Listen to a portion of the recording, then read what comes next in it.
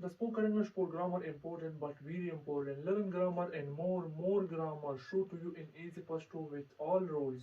Money usually used with plural countable nouns, positive statements, negative statement in a question sentence.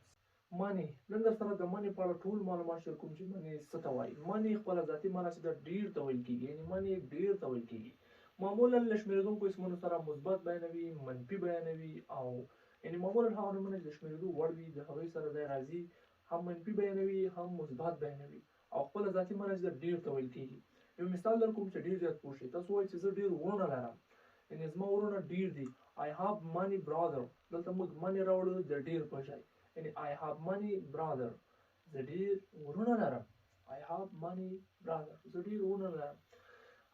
هغه د لیکلو لپاره دومره قلمونه نه لري.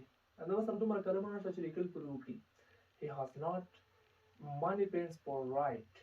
هغه دومره قلمونه نه لري د لیکلو لپاره، یعنی هغه دومره قلمونه نه لري د لیکلو لپاره.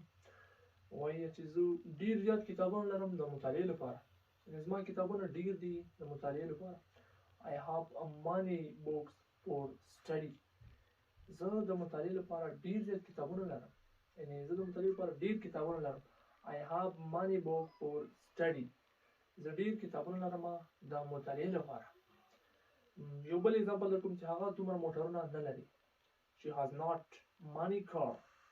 هغه نه لري دومره موټرونه. She has not many car. هغه نه لري دومره موټرونه. money د شمېرېدونکو اسمونو سره راځي، مثبت بیانوي او منفي بیانوي، او دا د ګرامر یو پارټس ده. خپله ذاتي معنی ډېر ته ویل کېږي. نو که غواړئ چې دا وکاروئ، دا ویډیو وګورئ، زده یې کوئ او په دې باندې ځان پوه کوئ. داسې نورو معلوماتي او لنډو شارټ ویډیوګانو سره تاسو انګلیش کولی شئ زده کړئ. بیا موږ سره اوسئ.